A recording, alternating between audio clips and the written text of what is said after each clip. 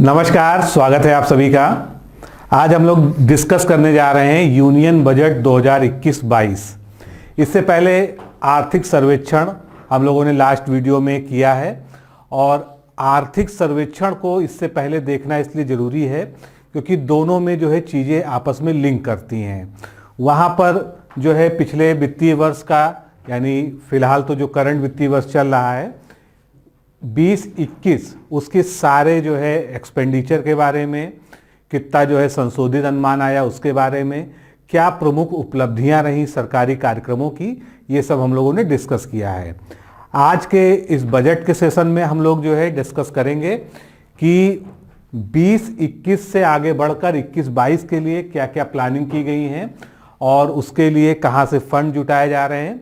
Budget को पढ़ने का और समझने का दो तीन तरीका हो सकता है। पहला तरीका तो ये है कि एक आम लोगों का बजट होता है कि कौन सी चीज़ें सस्ती हुई, कौन सी चीज़ें महंगी हुई, तो हर वर्ग जो है अपने अनुसार उसका आकलन करता है। लेकिन यहाँ पर हम लोग जो है इसको एकेडमिक लेवल पर देख रहे हैं क्योंकि हम लोग को जो है परीक्षा के आधार पर, परीक्षा के दृष्टिकोण से जो है बजट को देखना है। तो कुछ आंकड़ों को भी हमको समझना पड़ेगा, किस तरह से घाटे की प्रवृत्तियां रहीं, जो कौन कौन से डिफिसिट रहे पिछले साल से, उसका क्या कंपैरिजन रहा, तो सब कुछ जो है हम यहाँ पर कवर करने जा रहे हैं। इसको पूरा देखिए। स्टार्ट करने से पहले मैं बता दूं कि समीक्षा अधिकारी 2021 के प्रारंभिक परीक्षा और मुख्य परीक्षा यानी प्री और मेंस दोनों के लिए क्रैश कोर्स स्टार्ट हो चुका है। साथ में यूपी पीसीएस प्रीलिम्स 2021 की लिए टेस्ट सीरीज स्टार्ट हो चुकी है। सारी जानकारी आपको मिल जाएगी। आप इस नंबर पर 9506742546 पर सीधे कॉल कर लीजिए या इस पे व्हाट्सएप कर लीजिए, परीक्षा का नाम लिखकर भेज दीजिए, आपको जो है सारी जानकारी दे दी जाएगी। इन टेस्ट सीरीज के फ्री डेमो टेस्ट भी जारी कर दिए गए हैं इस वीडियो के कमेंट सेक्शन में और डिस्क्रिप्शन बॉक्स में, दोनों में जो है आपको उसका लिंक मिल जाएगा। नहीं ढूंढ पा रहे हैं तो आप फ्री डेमो टेस्ट प्राप्त करने के लिए इस नंबर पर संपर्क कर सकते हैं। तो चलिए शुरू करते हैं आज का सेशन। तो ये बजट जो है 2021 का, ये एक नए दशक का पहला बजट है। 2021 का बजट है जो 21-22 के लिए प्रस्तुत किया जा रहा है और डेट क्या है, 1 फरवरी 2021 को वित्त मंत्री श्रीमती निर्मला सीतारमण के द्वारा ये संसद में प्रस्तुत किया जा चुका है। केंद्रीय बजट 2021-22 पहला ऐसा बजट है जो पूरी तरह से डिजिटल है। आपने अगर टीवी में इस बजट को प्रस्तुत होते हुए देखा होगा तो आपने देखा होगा कि वहां पर जो है वित्त मंत्री पन्ने नहीं पलट रही थी।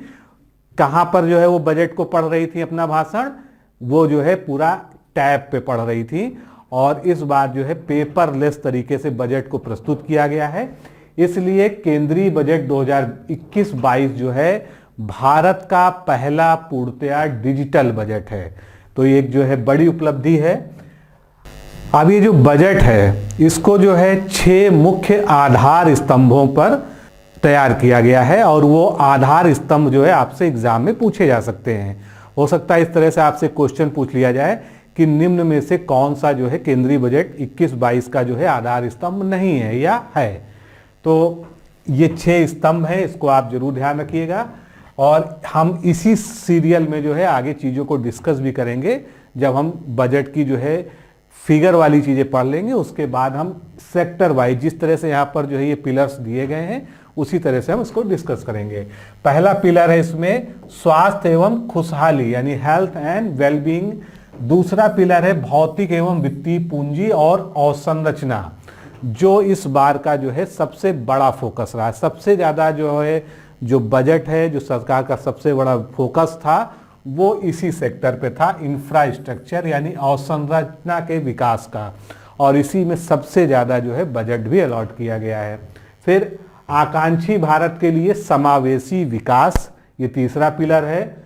चौथा पिलर है मानव पूंजी को फिर से ऊर्जावान बनाना और 5वां पिलर है नवाचार और अनुसंधान व विकास। जब हम लोगों ने आर्थिक समीक्षा पढ़ा था तो आपने वहां पर देखा होगा कि अगर देश को जो है 5 ट्रिलियन इकोनॉमी बनाना है तो विदेशी जो है जितनी भी एजेंसियां हैं उन्होंने भी सुझाव दिया है और हमारे अर्थशास्त्रियों ने भी सुझाव दिया है कि नवाचार और अनुसंधान व विकास, इनोवेशन एंड R&D में जो है सबसे ज़्यादा भारत को निवेश करना होगा और इसको एक प्राथमिकता का क्षेत्र बनाकर आगे चलना होगा।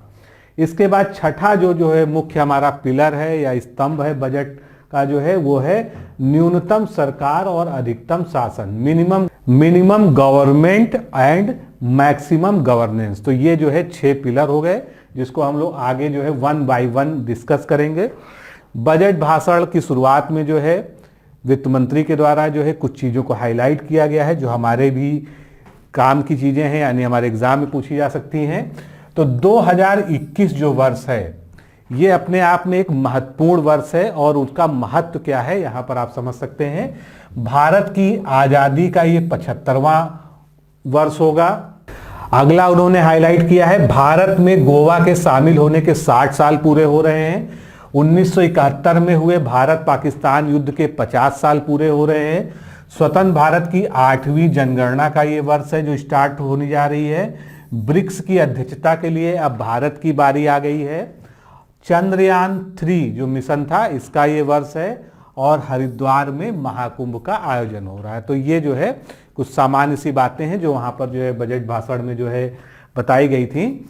अब सबसे पहला प्रश्न उठता है कि 21-22 के लिए जो है बजट का आकार क्या है, साइज क्या है, जो हमसे जो है पूछा जाता है और ये पूरा एग्जैक्ट फिगर भी पूछी जा चुकी है। अगर आपने पिछले कुछ प्रश्न पत्रों को देखा होगा तो अगर हम देखें 21-22 में बजट का आकार और ये क्या है जो बजट अनुमान प्रस्तुत किया गया है, यानी जो बजट प्रस्तुत किया गया है वो क्या है 34,83,236 करोड़ रुपए। तो ये जो है एब्सोल्यूट फिगर है जो आपको याद रखनी है।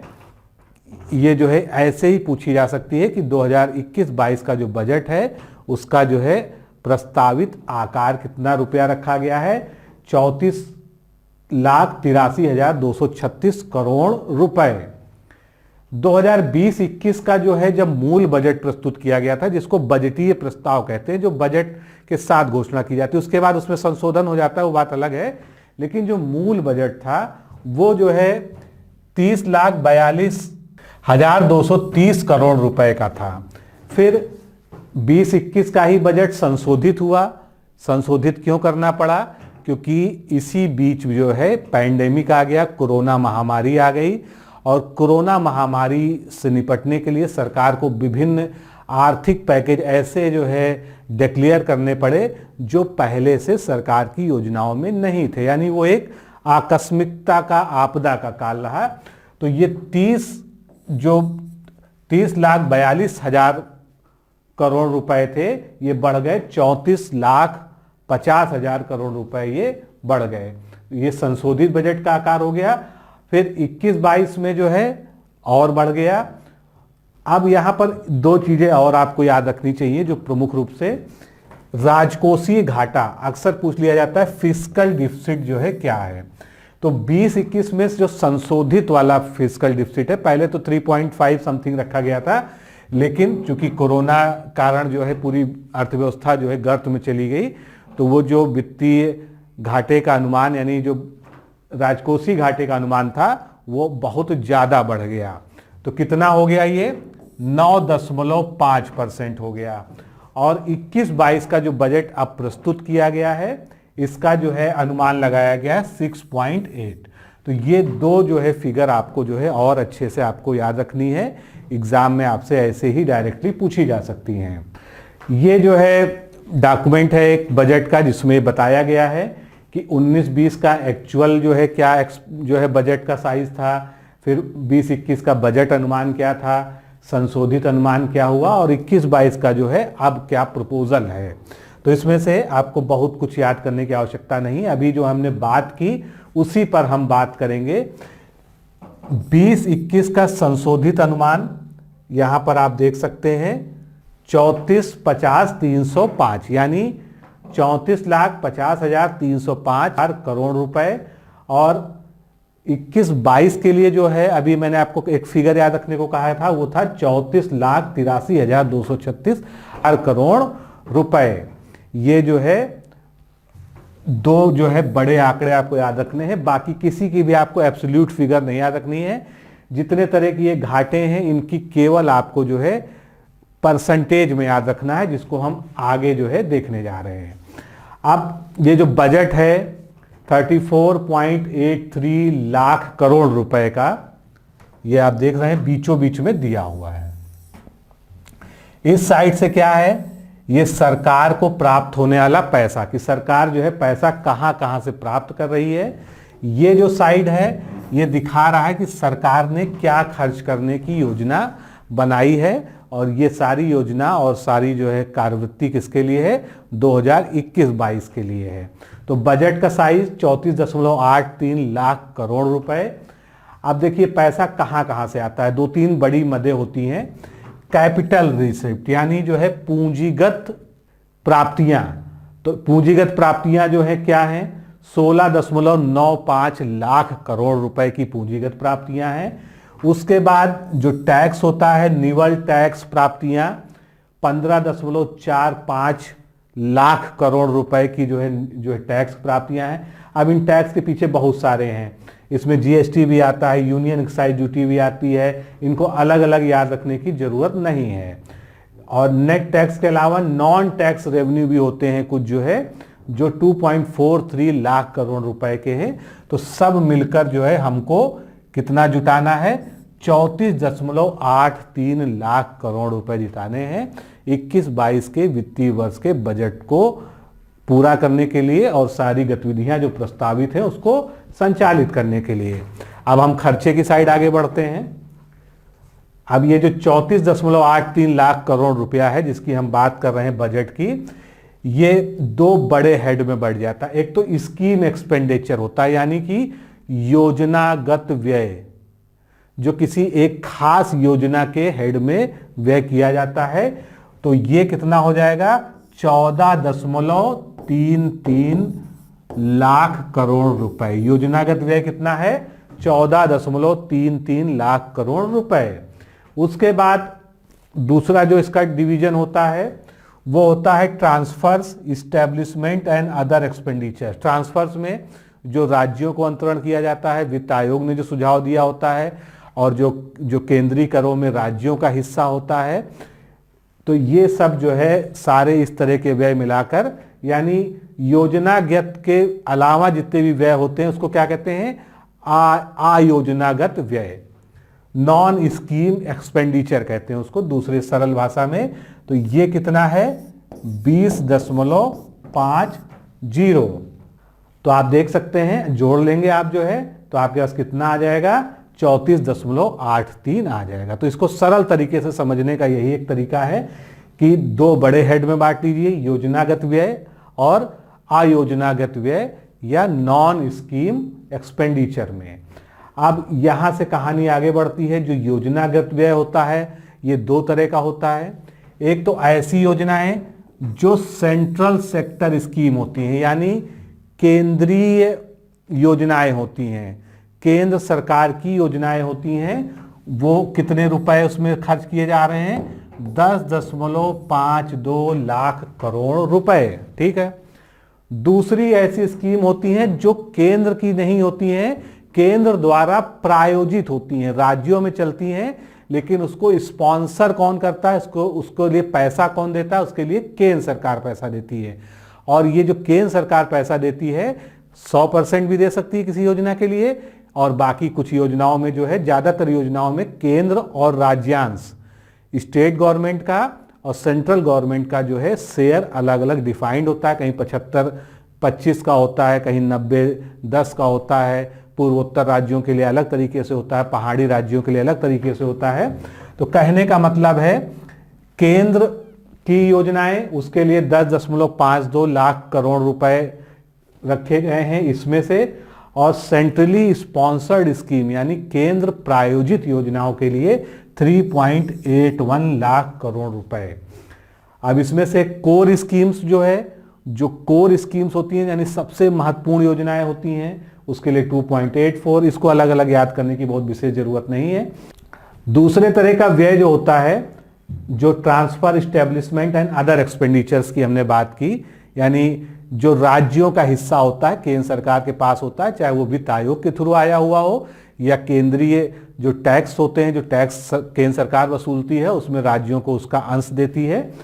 तो जो उस तरह का 20.5 लाख करोड़ रुपए है उसमें से ट्रांसफर टू स्टेट यानी राज्यों को हस्तांतरित कितना किया गया 4.29। उसके बाद इस पे establishment expenditure 6.09, other central expenditure 10.12। तो इन सबको जो है बहुत डिटेल में जाने की आवश्यकता नहीं है। हमारे एग्जाम पॉइंट व्यू से आपको इतना पता होना चाहिए कि 2 बड़ी बड़ी जगहें कौन सी है जहां से पैसा प्राप्त हो रहा है और 2-3 जो है बड़ी बड़ी जगहें कहां पर है जहां पर पैसा जा रहा है। इनको अभी हम आगे भी देखते रहेंगे और तब तक देखते रहेंगे जब तक आपको ये चीजें अच्छे से याद ना हो जाए, समझ में ना आ जाए। तो ये जो सारी बात हमने उस ग्राफ में की है, पीछे जो हमने चार्ट देखा है वही सारी बातें यहाँ पर लिखी हुई हैं। 1-2 बातों पर जो है मैं आपका ध्यान फिर से यहाँ पर खींचना चाहता हूँ कि 21-22 के बजट अनुमान में अनुमानित व्यय तो आपको बता दिया गया 34.83 लाख करोड़ रुपए है। इसमें से 5.5 लाख करोड़ रुपए कैपिटल व्यय है जिसको हमने कहा पूंजीगत व्यय है, और अर्थव्यवस्था में सुधार के लिए 34.5% की वृद्धि की गई। किसमें की गई? कैपिटल व्यय में। पूंजीगत व्यय में 34.5% की वृद्धि की गई है। 21-22 के बजट अनुमान में राजकोषीय घाटा हमने पीछे भी चर्चा की थी, कितने परसेंट है अनुमानित? 6.8। और 20-21 का जो है संशोधित अनुमान जो जारी हुआ है उसमें कितना है? 9.5%। ये जो है फिस्कल डिफिसिट की हम बात कर रहे हैं, राजकोषीय घाटे की बात कर रहे हैं। अब यहां पर जो है आप घाटा शब्द जो आया है, डिफिसिट आया, तो 4 तरह के डिफिसिट होते हैं। अभी आगे हम एक चार्ट देखेंगे उससे आपको और अच्छे से समझ में आएगा। तो यहां पर जो है पहले आप समझिए कि हम क्या देखने जा रहे हैं। सबसे ऊपर वाली जो लाइन चल रही है राजकोषीय घाटे की है। राजकोषीय घाटा सीधे सीधे हम बात करते हैं 20-21 का जो संशोधित अनुमान है कितना है? 9.5। और जब 20-21 का बजट प्रस्तुत किया गया था तब कितना अनुमान व्यक्त किया गया था? 3.5। लेकिन कोरोना ने क्या किया? 3.5% के घाटे को 9.5% का घाटा कर दिया। बहुत ज्यादा। यही आपको दिखा रहा है कि कोरोना काल में इकोनॉमी कितनी बुरी तरह से प्रभावित हुई है। उसके बाद अब अनुमान लगाया गया है अगले वित्तीय वर्ष के लिए यानी 21-22 के लिए कि ये 6.8% पर रहेगा। दूसरी तरह का घाटा हमारा कौन सा है? राजस्व घाटा, जिसको हम लोग क्या कहते हैं? रेवेन्यू डेफिसिट कहते हैं। राजस्व घाटा कितना था जो है बजट अनुमान में? 2.7 था। ये जो है संशोधित अनुमान जो है 20-21 का, जब कोरोना खत्म हुआ, कोरोना मतलब लॉकडाउन खत्म हुआ और ये बजट प्रस्तुत होना उस समय तैयार किया गया, 7.5 हो गया बढ़कर। यानी घाटे जितने भी हैं जो अनुमान 20-21 के ओरिजिनल बजट में लगाया गया था और 20-21 का जो संशोधित अनुमान बाद में आया, एक्चुअल जो है संशोधित, उसमें सभी में घाटे हर तरह के बढ़ गए। तो 2.7 से ये 7.5 हो गया और 21-22 वित्तीय वर्ष के लिए ये 5.1 का अनुमान लगा लिया गया है। तीसरे तरह का घाटा है प्रभावी राजस्व घाटा। ये देखिए कितना कम आंका गया था? 1.8। और इसकी क्या हालत हो गई? ये भी बढ़ के हो गया 6.3 और अब वित्तीय वर्ष में इसको 4.1 आंका गया है। चौथे तरह का घाटा है प्राथमिक घाटा। ये कितना था? 0.4 था और ये जो है अब आंका जा रहा है 3.1। और 19-20 का यानी कोविड काल के बाद का जो है ये संशोधित अनुमान में 5.9 तक जो है घाटा बढ़ गया था। यानी कुल मिला के जितने तरह के भी चारों घाटे होते हैं बजटीय, वो बहुत ज़्यादा बढ़ गए थे क्योंकि कोविड काल में पूरी अर्थव्यवस्था, पूरी इकोनॉमी जो है चरमरा गई थी। इसी को आप इंग्लिश में भी समझ सकते हैं, वही चार्ट है, सब कुछ वही है। और इधर जो है एक्सपेंडिचर है उसके बारे में दिया गया है, इसको विशेष आवश्यकता नहीं है इतना जो है इसमें डीप जाने की। अब इसको जो है एक बार और अच्छे से दिमाग में बैठा लीजिए कि आपसे जो है 21-22 में जब घाटे के बारे में कोई क्वेश्चन आएगा तो आपको इन 4 में से ही कुछ ना कुछ पूछा जाएगा। राजकोषीय घाटा, जिनको हम फिस्कल डिफिसिट कहते हैं, 6.8% रहने की संभावना व्यक्त की गई है। राजस्व घाटा, जिसको हम रेवेन्यू डेफिसिट कहते हैं, 5.1%। प्रभावी राजस्व घाटा, जिसको हम इफेक्टिव रेवेन्यू डेफिसिट कहते हैं, वो 4.1%। और प्राइमरी डेफिसिट या प्राथमिक घाटा 3.1% रहने का अनुमान 21-22 के बजट में के लिए लगाया गया है। अब जो प्राप्तियां हैं और व्यय है, उनकी शीर्ष मदें, इस तरह के प्रश्न जो है प्रायः पूछे जाते हैं। तो बजट 21-22 का जो प्रपोज हुआ है उसमें हमको पैसा कहाँ से मिलेगा, अभी इसको हम जो है बड़े से अच्छे से डायग्राम पर भी देखेंगे। पहले एक बार जो है इसको आप ध्यान दे लीजिए। उधार एवं अन्य देयताएं, यानी सबसे बड़ा जो है सरकार की प्राप्ति का स्रोत हमेशा आपने देखा होगा उधार ही रहता है। तो डेब्ट एंड अदर लायबिलिटीज ये 36%, यानी ये जो है जो पैसा प्राप्त हो रहा है बजट के लिए, उसमें सबसे बड़ा रोल जो है किसका है, उधार एवं देयताओं का 36%। फिर माल एवं सेवा कर यानी जीएसटी पहले तीसरे चौथे नंबर पे हुआ करती थी, लेकिन जीएसटी कलेक्शन अब बहुत अच्छा होने के कारण जो है ये दूसरे नंबर पे आ गया। 15% हम यहाँ से प्राप्त करेंगे। आयकर, इनकम टैक्स से इनकम टैक्स भरने वालों की भी अब संख्या बढ़ी है। अभी लास्ट में जो हम एक डाटा देखेंगे कि किस तरह से इनकम टैक्स देने वालों की संख्या बढ़ी है, तो ये हो गई है 14%। और कारपोरेट टैक्स या निगम कर जो है ये 14% है। तो ये 4 बड़ी मदें हैं जहां से प्राप्ति, बाकी और भी मदें हैं, लेकिन ये 4 बड़ी प्रस्तावित शीर्ष मदें हैं। इसको आप यहां से भी ऐसे समझ सकते हैं जो इसको दिखाया गया है। ये जो है जो छोटा वाला है इसमें पिछले साल का है, यानी 20-21 का दिया गया है। और ये जो बड़ा जो है आपके सामने डायग्राम दिख रहा है इसमें जो है इस समय का। तो इसमें सबसे बड़ा जो है बोरोइंग्स एंड अदर लायबिलिटीज, कितने परसेंट, 36% इसका रोल है। उसके बाद जीएसटी आप देख रहे हैं यहाँ पर, जीएसटी जो है ये 15% जो है इसका है।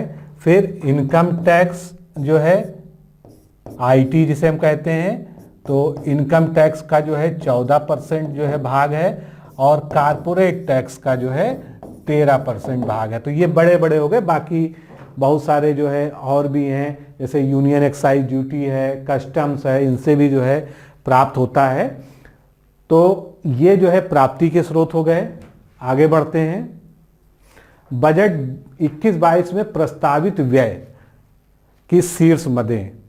तो सबसे ज्यादा जो है हम व्यय किस पर करते हैं, प्राप्त भी हम जो है कैसे करते हैं, सबसे ज्यादा बोरोइंग्स से और लायबिलिटीज से, और व्यय भी हम सबसे ज्यादा करते हैं उसकी चुकाने पर। क्योंकि जब हम उधार लेंगे तो उसको चुकाएंगे भी, तो उधार सबसे बड़ा मद उधर हो गया प्राप्ति का, और उसका ब्याज देना जो है इधर सबसे बड़ा हो गया। तो 20% तो हमारा जो है ब्याज देने में चला जाएगा, जिसकी एब्सोल्यूट फिगर भी जो है वहां पर ब्रैकेट में मैंने लिख दी है। फिर दूसरे नंबर पे सबसे बड़ा खर्चा जो है भारत सरकार का होता है, जो इस बजट में प्रपोज भी किया गया है, करों एवं शुल्कों में राज्यों का हिस्सा, स्टेट शेयर जो है, जो भी यूनियन गवर्नमेंट कलेक्ट कर रही है रेवेन्यू, उसमें जो स्टेट का शेयर है रेवेन्यू टैक्सेज में, वो राज्यों को देना पड़ता है। 16% वो हो जाता है। केंद्रीय क्षेत्र की योजनाएं, जो हमने देखा था ना कि केंद्रीय योजनाएं 2 तरह की होती है, एक तो केंद्रीय होती हैं और एक केंद्र द्वारा प्रायोजित होती हैं। तो केंद्रीय क्षेत्र की योजनाओं की अगर हम बात करें तो 13% जो है सरकार उस पर खर्च करेगी। फिर वित्त आयोग एवं अन्य अंतरण पे 10% और केंद्र प्रायोजित योजनाओं पे 9%। ये सेंट्रली स्पॉन्सर्ड स्कीम की बात करी जा रही है। 9% जो है खर्चा इस पर होगा। 9% ही खर्चा सब्सिडी पे होता है। सब्सिडी भी जो है हमारे व्यय का एक बहुत बड़ा, क्योंकि कई तरह की खाद्य सब्सिडी, बाकी बहुत सारी सब्सिडीज और जाती हैं, सबसे बड़ी तो जो है खाद्य ही होती है। तो कृषि क्षेत्र में भी सब्सिडी दी जाती है। तो ये उसकी एब्सोल्यूट नंबर लिखा हुआ है। यहाँ पर एक चीज नोटेबल है, रक्षा व्यय पर कुल बजट का 8% व्यय हो रहा है, इसको ध्यान रखिएगा। पेंशन पर 5% हो रहा है, तो कभी कभी पूछ लिया जाता है डिफेंस का जो है कितना व्यय हो रहा है जो है बजट में, तो 8% उस पर व्यय हो रहा है। ये उसी के कॉरेस्पॉन्डिंग जो है फिगर है जहाँ पर जो है दिखाया जाएगा कि कहाँ कहाँ पर कितना हो रहा है। तो सबसे ज़्यादा आप देख रहे हैं कि ब्याज अदायगी पे यहाँ पर 20% जो है यहाँ पर व्यय हो रहा है। फिर उसके बाद जो है स्टेट शेयर जो है 16% जो है दूसरे नंबर पर। फिर सेंट्रली स्पॉन्सर्ड स्कीम्स में जो है 13%, ये नीला वाला आप देख सकते हैं। उसके बाद जो है वित्त आयोग और अन्य ट्रांसफर्स 10 और अदर एक्सपेंडिचर 10, लेकिन अदर एक्सपेंडिचर को हम सबसे लास्ट में रखते हैं। डिफेंस पे जो है हमारा 8 का व्यय हो रहा है, 8% का व्यय हो रहा है। तो ये जो है जो हमने पीछे देखा उसी का यहाँ पर निरूपण था। और उसको और अच्छे से समझाने के लिए ये पीआईबी के द्वारा जो है ये फिगर अपनी वेबसाइट पे दिया गया है, इसको भी आप देखकर वही चीज़ें हैं जो हमने पीछे डिस्कस की इसको समझ सकते हैं। अब जो पूरा बजट का व्यय प्रस्ताव है, जो बजट का एक्सपेंडिचर है, जिसकी कुल राशि कितनी है 34,83,236 करोड़। तो ये जो धनराशि है ये अगर देखा जाए तो बड़े बड़े मदों में कहाँ कहाँ पर कितना खर्च करें। जैसे आपसे पूछा जा सकता है कि स्वास्थ्य पे कितना खर्च हुआ, या ब्याज पे हमने कुल कितना खर्च किया, पेंशन में, रक्षा में कितना खर्च हुआ, सब्सिडी जो मेजर सब्सिडी जो जाती है, कृषि एवं संबद्ध कार्यकलाप में जो है 1,48,301 करोड़ रुपए ये कृषि पे है, काफ़ी बड़ी फिगर है ये जो है। तो इसको जो है यहाँ पर अलग अलग दिखाया गया है। अब आगे चलते हैं। जो हमने बात की थी कि जो केंद्र सरकार से स्टेट को ट्रांसफ़र होता है तो किस तरह से ट्रांसफ़र होता है और उसका क्या ट्रेंड रहा है। राज्यों और संघ राज्य क्षेत्रों को कुल अंतरण, तो बजट अनुमान जो 21-22 का है उसमें क्या कहा गया है 13.89 करोड़ रुपए जो है ये कहाँ दिए जाएंगे, राज्यों को और केंद्र शासित प्रदेशों को दिए जाएंगे। और ये जो है इसका ट्रेंड क्या रहा है, 19-20 का जो बजट प्रस्तुत हुआ था उसमें 11.45 था ये, फिर जो है ये 13.14 हुआ बढ़कर, और फिर ये बढ़ा जो है 13.89 हो गया। यानी लगातार जो है राज्यों को जो अंतरण है केंद्र सरकार की तरफ से और साथ में केंद्र शासित प्रदेशों को, वो जो है लगातार यहाँ पर बढ़ रहा है। अब अगर हम एक चार्ट में पूरा बजट को जो है जानना चाहें कि क्या हमारा प्राप्तियां है, क्या हमारा एक्सपेंडिचर है, उसमें से कैपिटल कौन सा है, ब्याज के लिए सारे घाटे कौन सा है, तो उसके लिए जो है ये एक जो है फिगर अपने आप में सफिशिएंट है। इन सब के जो है लगभग हर चीज़ को हम पीछे डिस्कस कर चुके हैं, इसलिए जो है अब जो रेवेन्यू रिसिप्ट है इसमें दो तरह की होती हैं, एक तो टैक्स रेवेन्यू होता है, एक नॉन टैक्स होता है, तो वो कितना कितना है।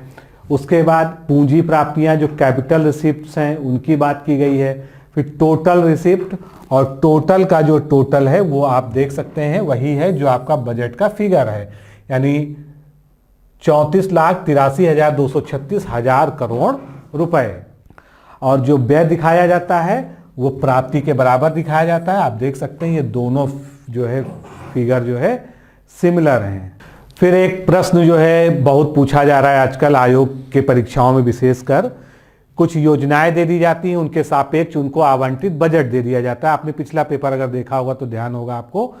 तो कुछ बड़े बड़े जो योजनाएं हैं, जो कल्याणकारी सरकारी योजनाएं हैं, उनके सापेक्ष कितना बजट आवंटित हुआ है ये ध्यान रखना जरूरी है। और सबसे ज़्यादा बजट किसको मिला है, तो यहाँ पर हम जो है समझने का प्रयास करेंगे। सबसे ज़्यादा बजट अगर जो है देखा जाए तो उसकी अगर हम बात करेंगे तो वो खाद्य सब्सिडी में के रूप में जो है एफसीआई को दिया जाता है। 2,02,616 करोड़ रुपए ये फूड कॉरपोरेशन ऑफ इंडिया को खाद्य सब्सिडी के रूप में आवंटित किया जाता है। 20-21 का जो संशोधित अनुमान है उसमें ये था, फिर इस बार कम हो गया। पिछली बार कोरोना पैंडेमिक था, उस समय जो है खाद्य सब्सिडी की बहुत ज़्यादा ज़रूरत थी, तो इस बार जो है 2,02,616 उसको कर दिया गया है। लेकिन हमको जो है इस प्रश्न की उम्मीद कम है कि सबसे ज़्यादा किसको दिया गया है। हमको ज़्यादातर ये देखना है कि कुछ जो फ्लैगशिप योजनाएं हैं उनके लिए कितना कितना आवंटन हुआ है। तो सबसे पहले पीएम किसान निधि या प्रधानमंत्री किसान निधि योजना के लिए 65,000 करोड़ रुपए आवंटित हुए हैं। मनरेगा का अक्सर पूछा जाता है, पिछली बार एक प्रश्न ये भी आया था कि वो कौन सी योजना है जिसका बजट कम कर दिया गया था, तो वो 19-20 की अपेक्षा जो है 20-21 में बजट घटा दिया गया था और ये कर दिया गया था 61,500, तो इसी वजह से जो है ये उसका आंसर था। लेकिन हमको अब करंट की बात करनी है, तो 21-22 के लिए जो है 73,000 करोड़ रुपए जो है आवंटित किए गए मनरेगा के लिए। प्रधानमंत्री आवास योजना की बात करें तो 27,500। जल जीवन मिशन, ये जरूर आपसे पूछा जा सकता है, बहुत महत्वपूर्ण है। जल जीवन मिशन के लिए जो है कितना आवंटित हुआ है, 50,011 करोड़ रुपए। फिर स्वच्छ भारत मिशन जो शहरी ग्रामीण दो तरह का है, तो शहरी के लिए 2300 और स्वच्छ भारत मिशन ग्रामीण के लिए 9,994 करोड़ रुपए जो है आवंटित किए गए हैं। NHM यानी नेशनल हेल्थ मिशन, राष्ट्रीय स्वास्थ्य मिशन के लिए स्वास्थ्य का बजट बढ़ा दिया गया है। अभी आगे हम उसको जब सेक्टर वाइज देखेंगे उसमें देखेंगे, तो 37,130 करोड़ रुपए। और नीली क्रांति के लिए, ब्लू रिवॉल्यूशन के लिए 1,015, ग्रीन रिवॉल्यूशन के लिए 13,408, अमृत योजना के लिए 13,750, आयुष्मान भारत योजना बहुत महत्वपूर्ण है, ये जो है पूछा जा सकता है, 6,401 करोड़ रुपए। फसल बीमा योजना के लिए 16,000 करोड़ रुपए। किसानों को अल्पावधि ऋण हेतु ब्याज वाली सब्सिडी के लिए, देखिए बहुत ज़्यादा व्यय होता है सब्सिडी में, 19,468। NHI को इस बार बहुत ज़्यादा पैसा दिया गया है, डिसइन्वेस्टमेंट के लिए भी जो है, तो 57,350, काफ़ी बड़ी राशि है। सड़क निर्माण के लिए 60,241 करोड़ रुपए। राष्ट्रीय शिक्षा मिशन 34,300, क्योंकि अब जो है नई राष्ट्रीय शिक्षा नीति भी लागू होने वाली है। मिशन शक्ति, ये जो है नई योजना थी, पहली बार इसके लिए आवंटन हुआ है 3,109। तो इस तरह से ये कुछ बड़ी फ्लैगशिप योजनाएं हैं भारत सरकार की, जिसमें जो आवंटन हुआ है मैंने आपको बता दिया है, और ये मैच मेकिंग में इस तरह का प्रश्न आपसे पूछा जा सकता है।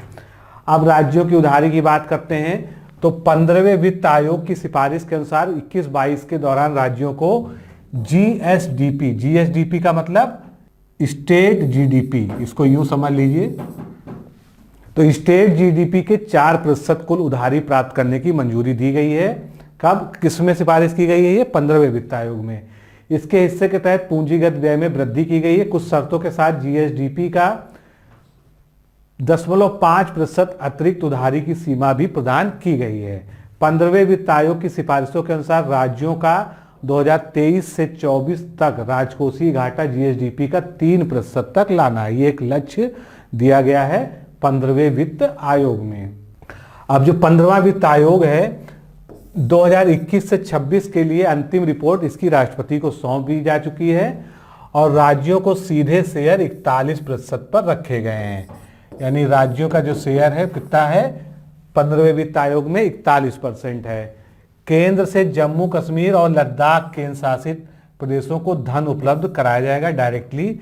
आयोग की सिफारिशों के अनुसार 2021 में 14 राज्यों को राजस्व हानि अनुदान के रूप में 74,340 करोड़ रुपए की अपेक्षा 21-22 में 17 राज्यों को 1,18,452 करोड़ रुपए दिए गए। तो ये फिगर सब बहुत ज़्यादा महत्वपूर्ण नहीं है, कुछ जो बड़ी बातें हैं वो याद रखिएगा कि 41% शेयर जो है राज्यों को दिया जाएगा, जो सिफारिश की गई है 15वें वित्त आयोग में।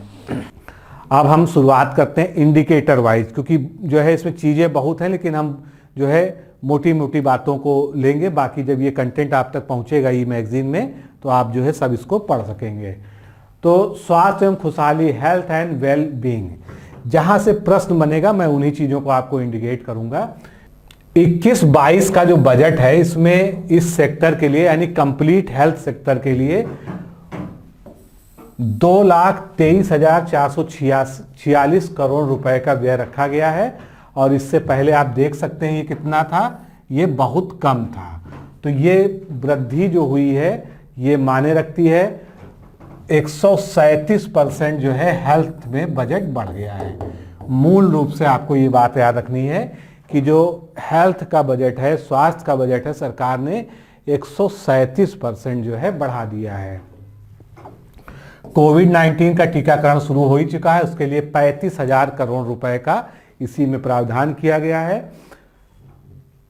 Made in India pneumococcal vaccine वर्तमान में 5 राज्यों के साथ देश भर में आ जाएगी, जिससे 50,000 प्रति बच्चों की मौतों को रोका जा सकेगा, क्योंकि ये दूसरी सबसे बड़ी बीमारी है निमोनिया, जिसके कारण बच्चों की मृत्यु होती है। तो उसके लिए भारत की वैक्सीन बन चुकी है। इसके बारे में थोड़ा सा जान लीजिए एक्स्ट्रा चीजें।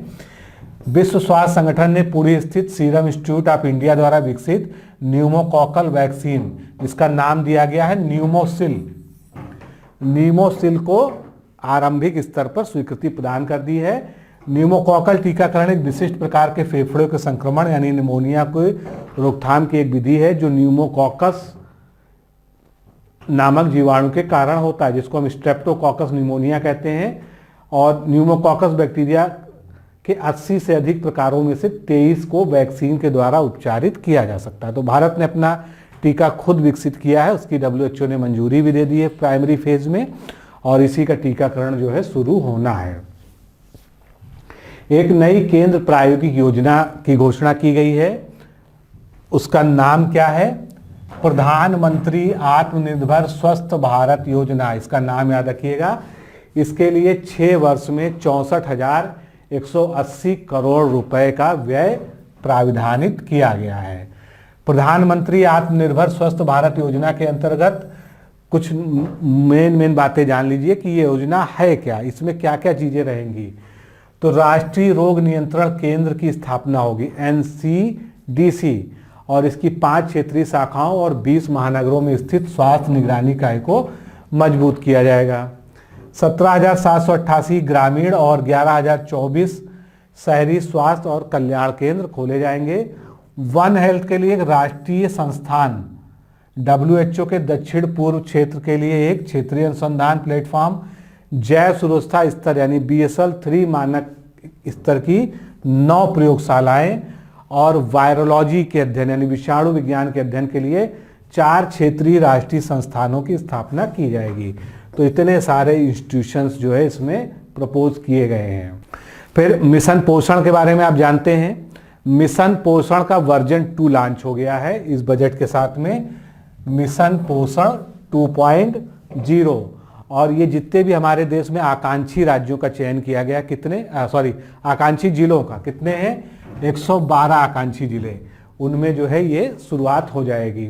2.86 करोड़ घरों में नल कनेक्शन के साथ सभी 4,378 शहरी स्थानीय निकायों में सार्वभौमिक जलापूर्ति के लिए जल जीवन मिशन शहरी का शुभारंभ किया जाएगा। अभी तो जल जीवन मिशन जो है मुख्यतः ग्रामीण क्षेत्रों के लिए शुरू किया गया था, लेकिन इस बजट में प्रावधान किया गया है कि शहरी क्षेत्रों के लिए जल जीवन मिशन शुरू किया जा रहा है। तो इसका नाम होगा जल जीवन मिशन शहरी। स्वच्छ भारत मिशन का दूसरा वर्जन 2.0 शुरू होने जा रहा है।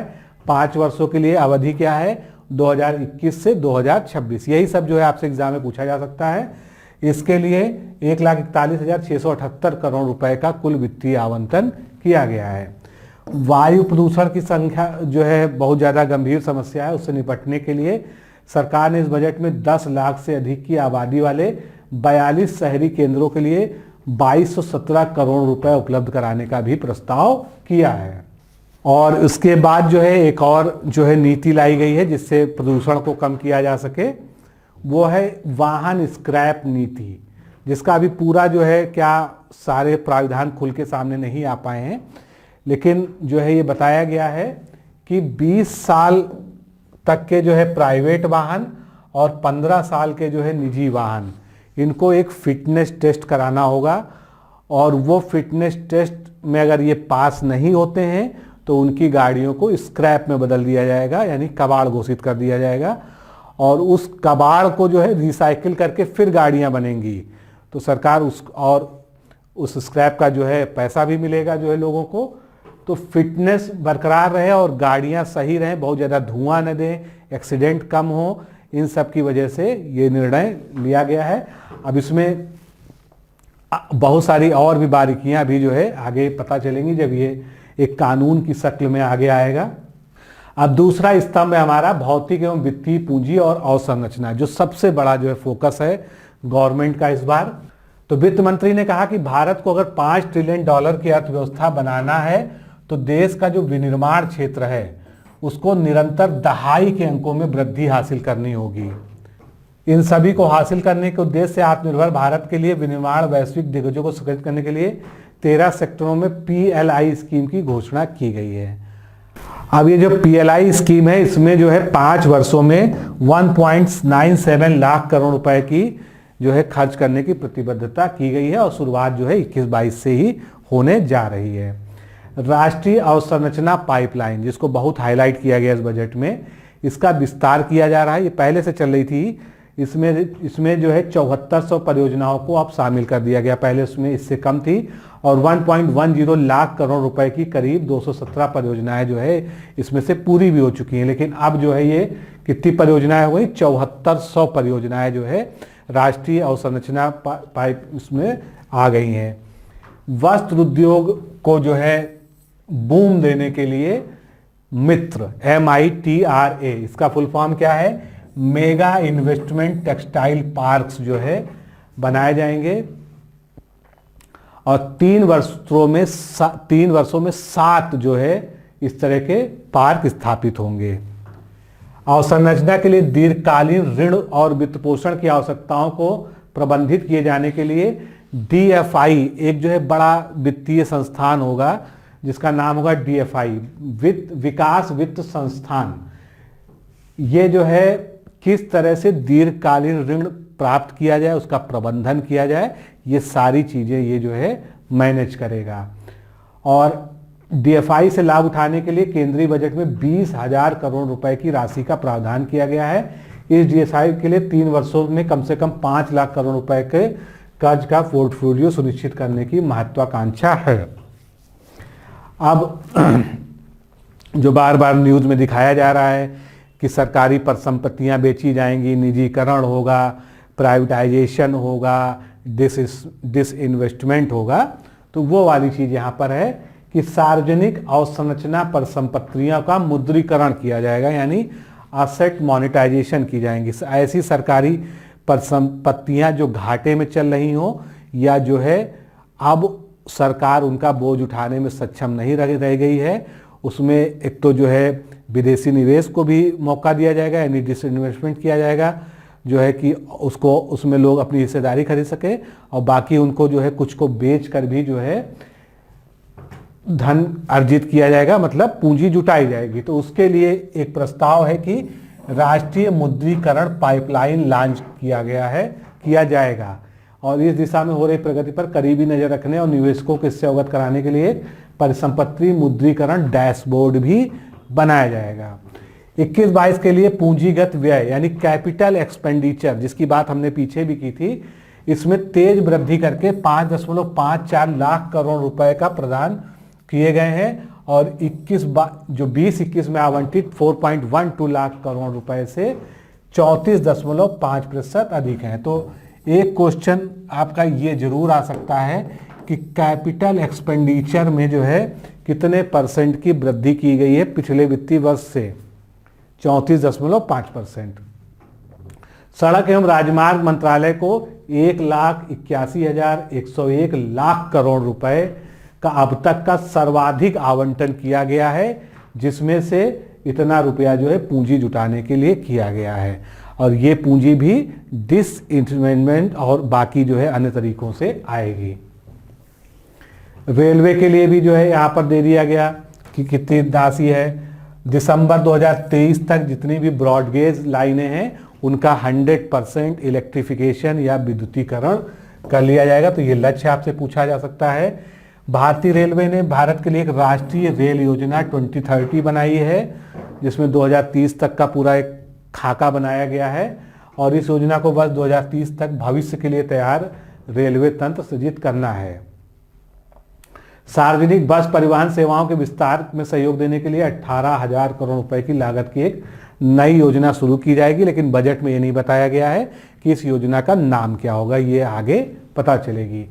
आने वाले 5 वर्षों में 3,05,984 करोड़ रुपए के व्यय के एक परिष्कृत और सुधार आधारित परिणाम संबंध विद्युत वितरण क्षेत्र योजना, ये बिजली सेक्टर की योजना है, तो ये शुरू की जाएगी। और हाइड्रोजन एनर्जी मिशन, ये महत्वपूर्ण है एग्जाम पॉइंट ऑफ व्यू से, इसकी चर्चा पहले से हो रही थी, इसको भी यहाँ पर मंजूरी मिल गई है। 21-22 में जो है ये शुरू किया जाएगा। इसमें हाइड्रोजन का उत्पादन होगा और हाइड्रोजन से चलने वाले जो है इसकी ऊर्जा पर आधारित जो है गाड़ियाँ और बाकी जो है इक्विपमेंट्स बनेंगे। बजट में वित्त वर्ष 21-22 में निजी सार्वजनिक साझेदारी मॉडल पर बंदरगाहों को 2,000 करोड़ रुपए से ज़्यादा की धनराशि का प्रस्ताव किया गया है।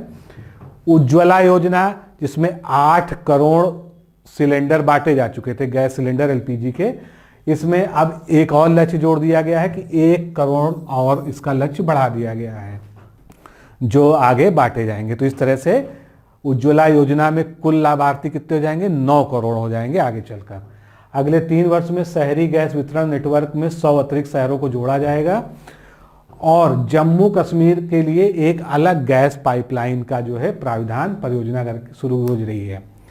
फिर कई सारे अधिनियम है बाजार को नियंत्रित करने के लिए, सेबी अधिनियम 1992, डिपॉजिटरीज अधिनियम 1996, इन सबको जो है मिलाकर एक नया जो है कानून बनेगा जिसका नाम रखा जाएगा एकल प्रतिभूति बाजार संहिता, ये प्रस्ताव किया गया है।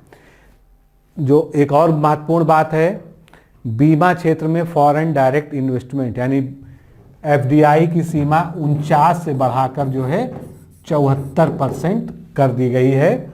बस इसमें एक चीज ध्यान रखा गया है कि जो बोर्ड ऑफ डायरेक्टर्स होंगे और जो कंपनी के जो है मेन कर्ता धर्ता होंगे वो भारतीय होंगे और भी कई सारे इस तरह के प्रबंध किए गए हैं कि विदेशियों का जो है पूरी तरह से जो है यहाँ पर कब्जा ना हो जाए।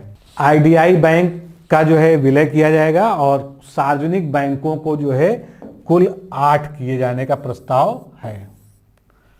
इसके साथ ही जनरल इंश्योरेंस कंपनी का भी निजीकरण किया जाएगा और एलआईसी यानी भारतीय जीवन बीमा निगम, उसका जो है आईपीओ लॉन्च किया जाएगा, यानी उसको शेयर बाजार में सूचीबद्ध किया जाएगा जिससे उसके लिए जो है पूंजी जुटाई जा सके। तीसरा जो बजट का जो है पिलर था वो था आकांक्षी भारत के लिए समावेशी विकास। तो स्वामित्व योजना के बारे में आप जानते हैं, यूपी में भी चली रही है, उसको पूरे देश में विस्तारित किया जाएगा और सारे राज्य और सारे संघ शासित क्षेत्रों को उसमें कवर किया जाएगा, जिससे जितने भी ग्रामीण लोग हैं उनकी परिसंपत्तियां जो हैं संपत्तियां उनका जो है डिजिटल तरीके से उनमें नाम उनका लिख जाए। फिर किसानों को पर्याप्त कर्ज उपलब्ध कराने के लिए वित्तीय वर्ष 21-22 में कृषि कर्ज का लक्ष्य बढ़ाकर कितना कर दिया गया है, 16.5 लाख करोड़ रुपए कर दिया गया है। इसी प्रकार ग्रामीण और संरचना विकास कोष के लिए जो आवंटन 30,000 करोड़ रुपए का था उसको बढ़ाकर अब 40,000 करोड़ रुपए कर दिया गया है, यानी कृषि पर भी जो है अच्छा खासा व्यय किया जा रहा है। एक पिछले बार जो है एक सिंचाई का जो है फंड बनाया गया था नाबार्ड के अंतर्गत, तो सूक्ष्म सिंचाई कोष जो बनाया गया था उसको 5,000 करोड़ रुपए से बढ़ाकर जो है दुगुना किया जा रहा है, यानी ये अब कितना हो जाएगा, 10,000 करोड़ हो जाएगा। 5 प्रमुख मछली बंदरगाहों को, जिनमें से कौन, कोच्चि, चेन्नई, विशाखापट्टनम, पारादीप और पेतवा घाट, इनको आर्थिक गतिविधियों के केंद्र के रूप में विकसित किया जाएगा। सीवीड, जिसको समुद्री घास हम लोग कहते हैं नॉर्मली, उसको सीवीड कहते हैं और मुख्यतः उससे जो है हमको आयोडीन प्राप्त होती है। तो इसके उत्पादन को बढ़ावा देने के लिए तमिलनाडु में बहुउद्देशीय सीवीड पार्क की स्थापना की जाएगी। फिर one nation one card scheme की बात कर लेते हैं। अभी तक 32 केंद्र शासित प्रदेशों और राज्यों दोनों को मिलाकर 32 में जो है ये लागू है। 69 करोड़ लाभार्थियों तक ये पहुंच गई है, जो कि परसेंटेज में अगर बात करें आबादी इनकी जो है तो 86% आबादी तक ये पहुंच चुकी है। बाकी जो है जो 4 राज्य और केंद्र शासित प्रदेश बचे हुए हैं उनमें जो है ऐसा बताया गया है कि 31 मार्च तक जो है ये लागू हो जाएगा। एमएसएमई क्षेत्र के लिए जो है बजट में 15,700 करोड़ रुपए की व्यवस्था की गई है, जो कि इस वर्ष के बजट अनुमान का दुगुना है, यानी पिछले वर्ष से जो है इसको दुगुना कर दिया गया है। चौथा स्तंभ था जो है मानव पूंजी को फिर से ऊर्जावान बनाना। इसमें शिक्षा वगैरह आ जाएगी, स्किल आ जाएगी। तो आप जानते हैं कि राष्ट्रीय शिक्षा नीति जो है उसको काफ़ी सराहा गया है जब से ये उसका ड्राफ्ट मंजूर हो चुका है। तो 15,000 से अधिक विद्यालयों में गुणवत्ता की दृष्टि से सुधार किया जाएगा ताकि वहाँ राष्ट्रीय शिक्षा नीति के सभी घटकों का अनुपालन हो सके। गैर सरकारी संगठनों, निजी स्कूलों, राज्यों की भागीदारी के साथ 100 नए सैनिक स्कूल, कितने 100 नए सैनिक स्कूल स्थापित किए जाएंगे। एक बात यह ध्यान रखिए, भारतीय उच्चतर शिक्षा आयोग को गठित करने को लेकर जिसकी जो है राष्ट्रीय शिक्षा नीति में बात की गई थी कि एक भारतीय उच्चतर शिक्षा आयोग बनाया जाएगा। तो इस वर्ष जो है इसके लिए कानून पेश किया जाएगा संसद में, और ये एक छत्रक निकाय होगा जिसके अंतर्गत जिसमें निर्धारण, प्रत्यानयन, विनिमयन और फंडिंग, ये चारों ही जो है इसके पास शक्तियां या इसके 4 अलग अलग घटक होंगे। जनजातीय क्षेत्रों में 750 एकलव्य मॉडल रिहायशी विद्यालय स्थापना का लक्ष्य रखा गया है। अनुसूचित जनजातियों के कल्याण के लिए पोस्ट मैट्रिक छात्रवृत्ति योजना के तहत केंद्रीय सहायता को और बढ़ाया जा रहा है और 2025-26 तक 6 वर्षों के लिए कुल 35,219 करोड़ रुपए का आवंटन किया गया है और इससे अनुसूचित जाति के 4 करोड़ छात्रों को लाभ मिलेगा। फिर एक समझौता हुआ था, आपको याद होगा, यूएई के साथ में कि यहाँ पर जो लोग कौशल यानी स्किल डेवलपमेंट की ट्रेनिंग ले रहे हैं वो सीधे जो है वहाँ पर विभिन्न ट्रेड्स में सेवा आयोजित कर दिए जाएंगे। कहाँ पर? यूएई में। इसी तरह का एक जापान से भी समझौता हुआ था कि जापान जो है यहाँ पर ट्रेनिंग देंगे, जापान के कुछ जो है एक्सपर्ट्स। तो इसी को जो है इनका प्रमाणीकरण करके यूएई के में जो है इनकी प्लेसमेंट होगी, ये भी जो है योजना चल रही है। नवाचार और अनुसंधान व विकास, इनोवेशन एंड R&D। तो जुलाई 2019 में जब बजट आया था जो है इस सरकार का, मतलब मोदी गवर्नमेंट के सेकेंड फेज का पहला बजट जब आया था जुलाई में, तब एक राष्ट्रीय अनुसंधान प्रतिष्ठान जिसका नाम था NRF को जो है बनाने के लिए एक जो है घोषणा की गई थी। लेकिन उसके लिए अब जो है 5 वर्षों के लिए एक परिव्यय का निर्धारण कर दिया गया है जो कि 50,000 करोड़ रुपए होगा। इससे पहचान किए गए राष्ट्रीय प्राथमिकता की जरूरत वाले क्षेत्रों पर ध्यान देते हुए देश में समग्र अनुसंधान एवं अनुसंधान इकोसिस्टम को मजबूत किया जाएगा। मेनली जो है ये रिसर्च के लिए एक बड़ी जो है संस्था होगी। सरकार एक नई पहल शुरू करने जा रही है जिसका नाम होगा राष्ट्रीय भाषा अनुवाद मिशन। इससे प्रमुख भारतीय भाषाओं में उपलब्ध कराई गई शासन एवं नीति संबंधी ज्ञान रूपी दौलत इंटरनेट पर उपलब्ध रहेगी। अंतरिक्ष विभाग के तहत एक सार्वजनिक क्षेत्र के उपक्रम the new space India limited कुछ छोटे भारतीय उपग्रहों के साथ ब्राजील से अमेजोनिया उपग्रह ले जाने वाले PSLV CS-51 को लॉन्च करेगा। ये अंतरिक्ष की जो है भविष्य की नीति बन गई। गगनयान मिशन गतिविधियों के लिए एक भाग के रूप में 4 अंतरिक्ष यात्री रूस के जेनेरिक स्पेस फ्लाइट ऑफसेट पर प्रशिक्षण प्राप्त कर ही रहे हैं और जो संभावना है वो ये है कि पहला मानव रहित लॉन्च जो है दिसंबर 2021 में संभव हो जाएगा। फिर गहरे महासागर मिशन जिसको डीप सी ओशन जो है सर्वेक्षण कहा गया था, सर्वे, उसमें जो है अन्वेषण और जो है अनुसंधान के लिए अगले 5 वर्षों में 4,000 करोड़ रुपए की व्यवस्था इस बजट में की गई है।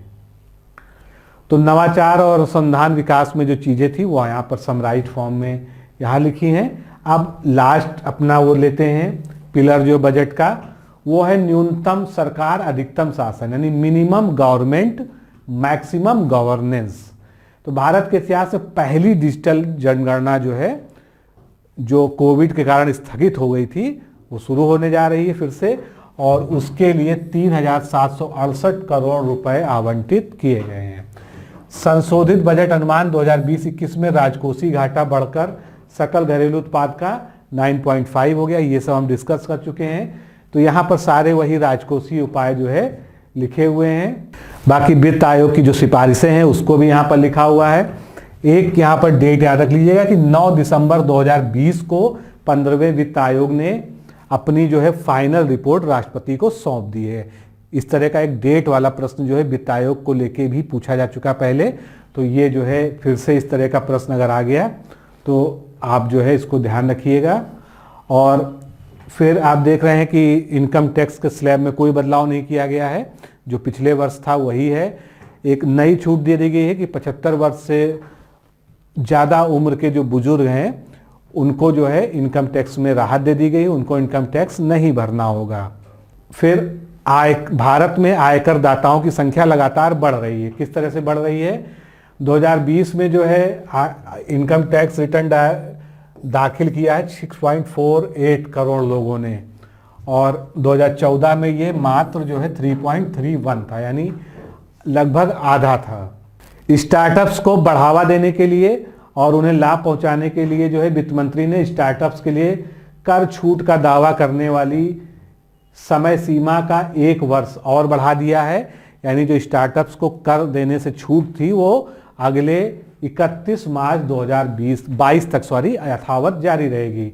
कारपोरेट टैक्स जो है भारत में सबसे कम स्तर पर ला दिया गया है विश्व की तुलना में। ये पिछली बजट में भी हमने बात की थी, और जो अब धीरे धीरे उसको बिल्कुल सबसे कम ला दिया गया है, यानी यहाँ पर ज़्यादा से ज़्यादा लोग जो है बाहर से आके व्यापार कर सकते हैं। तो दोस्तों इस तरह से बजट में तो बहुत कुछ है, इतने ज़्यादा आंकड़े हैं, लेकिन हमने उन चीज़ों को मोटा मोटा कवर कर लिया है जो आपके एग्जाम पॉइंट ऑफ व्यू से बहुत ही महत्वपूर्ण है, पूछे जा सकते हैं। कुछ लोग इसके PDF के बारे में पूछ रहे थे, तो मैं उनको बता दूं कि हमारी जो जनवरी की ई-मैगजीन है उसमें इसकी जो है पूरा आर्थिक समीक्षा और बजट दोनों ही जो है आपको मिल रहा है। तो अभी के लिए इतना ही। नमस्कार, धन्यवाद।